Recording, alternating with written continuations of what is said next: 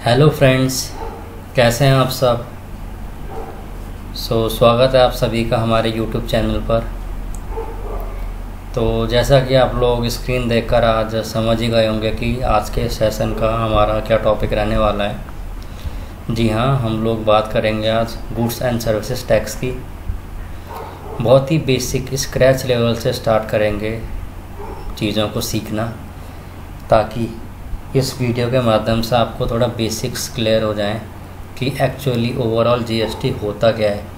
फिर आने वाले वीडियोस में जो टेक्निकल चीज़ें हैं वो समझने में आपको ज़्यादा दिक्कत नहीं होगी। तो इस सेशन में हम क्या क्या सीखेंगे, पहले तो एक बेसिक मीनिंग देख लेंगे कि जीएसटी होता क्या है। जीएसटी के पार्ट्स देख लेंगे, कितने पार्ट्स में हम जीएसटी को डिवाइड करते हैं। टैक्स बाइफरफिकेशन देख लेंगे कि कितने स्लैब्स रेट्स हैं, इसमें कितने रेट्स में हम जीएसटी गुड्स और सर्विसेज में लगाते हैं वो देख लेंगे। प्लस इसकी कुछ एडवांटेजेस देख लेंगे, स्टूडेंट पॉइंट ऑफ व्यू से भी और बिजनेस पॉइंट ऑफ व्यू से भी। तो आइए स्टार्ट करते हैं आज का सेशन। तो जैसा कि आप देख ही रहे हैं, पहली लाइन पर हमने इसकी डेफिनेशन जो दी है, अ tax which replaced all other indirect taxes from the country. Simple भाषा में कहने का मतलब ये है कि आज तक जितने भी इनडायरेक्ट टैक्सेस लगते थे इंडिया में, चाहे वो आपका वैट हो, सेल्स टैक्स हो, गिफ्ट टैक्स हो, दुनिया भर के इनडायरेक्ट टैक्सेस थे, उन सबको हटा करके एक टैक्स से रिप्लेस कर दिया गया जिसका नाम है गुड्स एंड सर्विसेज टैक्स। अब हमें अलग अलग वैट अलग नहीं लगाना, सेल्स टैक्स अलग से नहीं लगाना। सिंपल कोई इनडायरेक्ट टैक्स लगाना है तो हम डायरेक्टली उस पर जीएसटी एप्लीकेबल कर सकते हैं। तो हमने इस डेफिनेशन के माध्यम से ये बताने की कोशिश की है कि a tax which replaced all other indirect taxes from the country such as VAT, sales tax etcetera for the purpose of fulfilling the motto of one nation one tax. One nation one tax का जो government का मोटो है कि भाई जो tax आपका उत्तराखंड में लगे वही टैक्स आपका वेस्ट बंगाल में लगे। कोई उसमें आपका जैसे हम बोल सकते हैं कि पार्शलिटी या फिर कहीं पर एडवांटेज या डिसएडवांटेज ना हो। वन नेशन वन टैक्स के थ्रू हम लोग इनडायरेक्ट टैक्स को एप्लीकेबल कर सकें। अब सेकंड पॉइंट, जैसा कि आप इसमें देख सकते हैं कि डेस्टिनेशन बेस्ड टैक्स होता है। It is known as destination based tax. इसमें हम बोलना चाह रहे हैं कि the final place where goods are being consumed the benefit of tax will be given to that state. कहने का मतलब क्या है, जैसे मान लीजिए हम हैं उत्तराखंड में और एक पार्टी है उत्तर प्रदेश में। अब उत्तर प्रदेश ने कोई माल हमसे ऑर्डर करा तो जाहिर सी बात है वो ऑर्डर जो है वो उत्तराखंड से उत्तर प्रदेश की ओर जाएगा।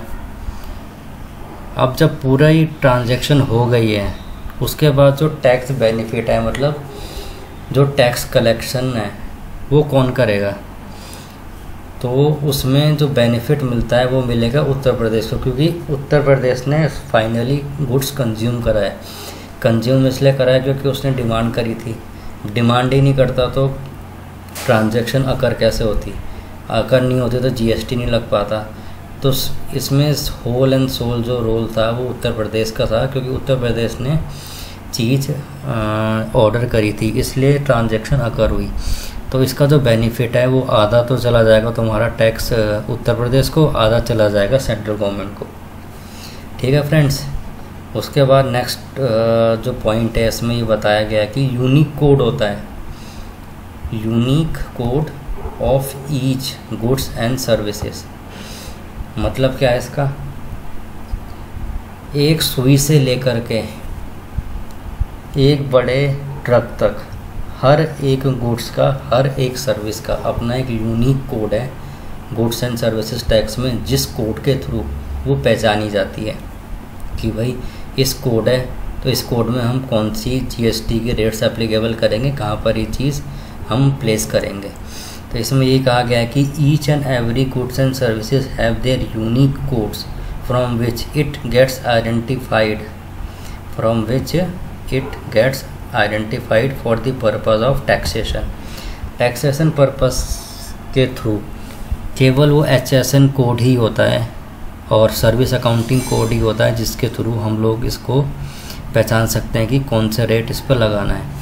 तो इसमें हम आगे देखते हैं। वैसे तो मैं आपको पहले ही बता चुका हूँ अपने सेंटेंस में, अगर गुड्स हैं तो गुड्स में लगता है हमारा HSN code, harmonised system of nomenclature, इसकी फुल फॉर्म होती है। गुड्स के लिए होता है हमारा HSN कोड। और अगर हम बात करें सर्विसेज की, तो सर्विसेज में हमारे पास होता है आपका सर्विस अकाउंटिंग कोड SAC। तो जब भी गुड्स पे हमें देखना हो तो गुड्स पे लगता है HSN कोड और सर्विसेज पे लग जाता है आपका सर्विस अकाउंटिंग कोड। ठीक है स्टूडेंट्स, तो चलिए आगे बढ़ते हैं। होप आप लोगों को समझ में आ रहा होगा जो चीज़ भी मैं समझाना चाह रहा हूँ। आगे देखते हैं कुछ नॉर्मल से फैक्ट्स। ये भी कह सकते हैं कि आपके GK पॉइंट ऑफ व्यू के लिए बहुत इम्पोर्टेंट चीज़ें हैं। तो इसमें सबसे पहली बात ये कही गई है कि ये तो GST अडॉप्ट और इम्प्लीमेंट सबसे पहले किस देश ने किया था। तो इसमें हम साफ साफ देख सकते हैं कि फ्रांस था। France was the first country to adopt the indirect system in 1954। या आप कभी MCQ दे रहे हो या कोई GK का क्वेश्चन है, कोई नॉर्मल कॉम्पिटिटिव एग्ज़ाम्स हैं, उनमें ये क्वेश्चन आ सकते हैं कि फ्रांस पहला ऐसा देश था जिसने कि ये जो इनडायरेक्ट सिस्टम है टैक्सेशन का, ये अडॉप्ट किया था। अब हम बात कर लेते हैं अपने कंट्री के कॉन्टेक्स्ट में, in context to India. It was implemented on 1 July 2017। India में जो टैक्स एप्लीकेबल हुआ था GST, वो सबसे पहले एप्लीकेबल हुआ था 1 जुलाई 2017 को ही इंडिया में आया था। ठीक है स्टूडेंट्स। और Telangana was the first state to impose this scheme of indirect tax. Telangana पहली वो स्टेट थी जहाँ पर GST लागू किया गया था। देखिए फ्रेंड्स, होता क्या है कि लॉ जो है वो सेंट्रल गवर्नमेंट बनाती है, पार्लियामेंट वगैरह से पास होता है, लेकिन एट द एंड वो आपका स्टेट गवर्नमेंट पे होता है कि उसे एप्लीकेबल करे या ना करे। वो चाहे तो अपने हिसाब से उसमें मॉडिफिकेशंस भी कर सकते हैं। जैसे आपको पता होगा कि काफ़ी इसमें हंगामा होता जब GST आया था, तो काफ़ी चीज़ें रेक्टिफाई भी करनी पड़ी थी। उसके बाद तेलंगाना ही पहली ऐसी स्टेट थी जिसने इस इनडायरेक्ट टैक्स के स्कीम को एप्लीकेबल किया था। एप्लीकेबिलिटी में तो आ जाएगा तुम्हारा तेलंगाना। और सबसे पहले रेटिफाई जिस स्टेट ने किया था वो स्टेट था गुजरात। तो गुजरात तब आएगा जब पूछा जाएगा कि सबसे पहला स्टेट बताओ जिसने रेटिफाई किया था, और सबसे पहले इम्प्लीमेंट का क्वेश्चन आएगा तो उसमें आपका नाम आ जाएगा तेलंगाना का। ठीक है स्टूडेंट्स, अब हम इसमें आपकी कुछ बात कर लेते हैं। Rates eight which GST is imposed on, ध्यान से देखना, listed goods and services. Listed goods and services से मतलब क्या है कि वो चीज़ें GST के दायरे में आनी चाहिए। जब GST के दायरे में आएंगी तभी उन पे गुड्स एंड सर्विसेज टैक्स लगेगा। GST के दायरे में नहीं आएंगी तो उन पे GST एप्लीकेबल नहीं होगा।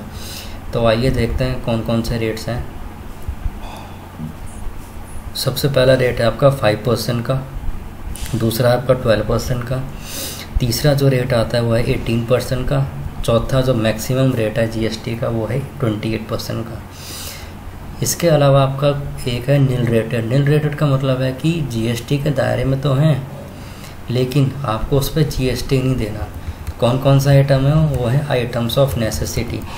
आइटम्स ऑफ नेसेसिटी में आपके जैसे गेहूँ हो गए, चावल हो गए, दूध हो गया, तो जितनी भी डेली नीड्स की चीज़ें हैं जिनके बिना हम गुजारा नहीं कर सकते, उनको गवर्नमेंट का कहा है कि भाई GST में तो आएंगी लेकिन आपको उस पर GST देना नहीं है, बस रिटर्न फाइल करनी है उसकी।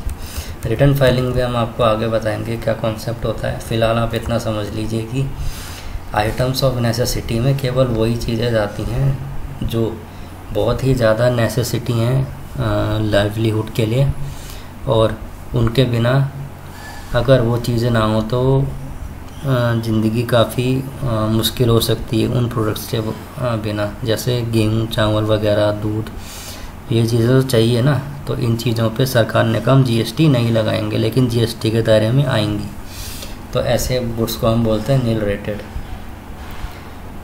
अब इसके आगे और कुछ देख लेते हैं। Other than the above rates there are 2 more rates which are 3% and 0.25%। अब ये क्या है?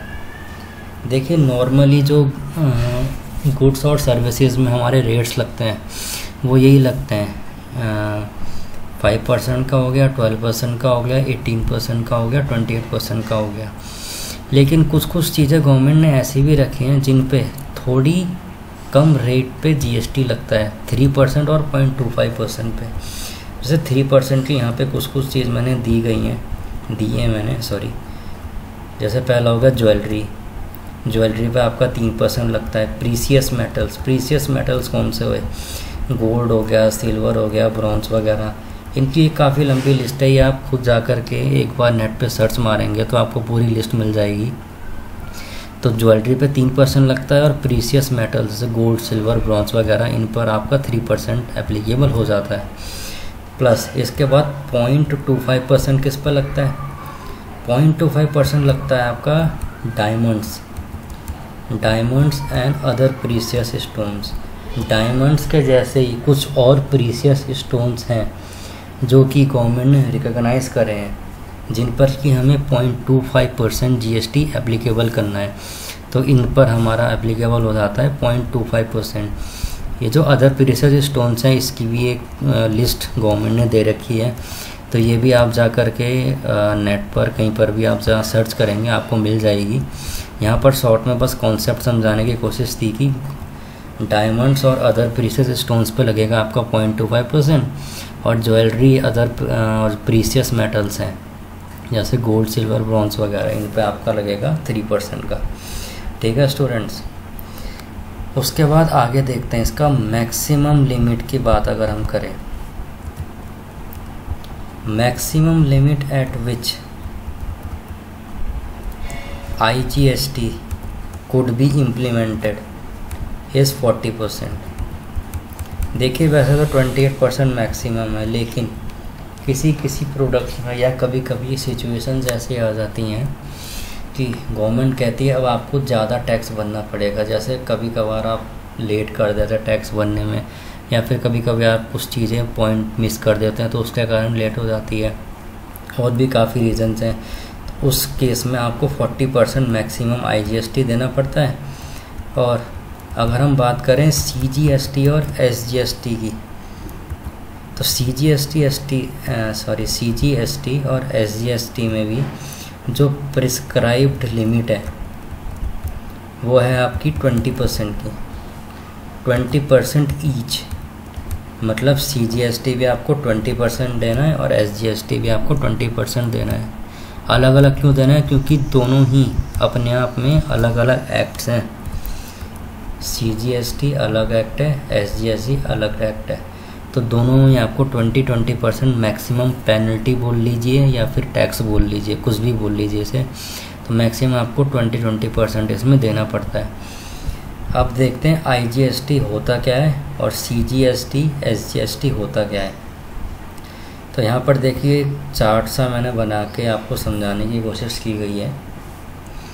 IGST क्या होता है? Integrated goods and services tax, और CGST central goods and service tax, plus SGST states goods and service tax.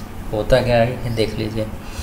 जब भी हमारी कोई इंटर स्टेट ट्रांजैक्शन होती है, इंटर स्टेट मतलब एक स्टेट से दूसरी स्टेट।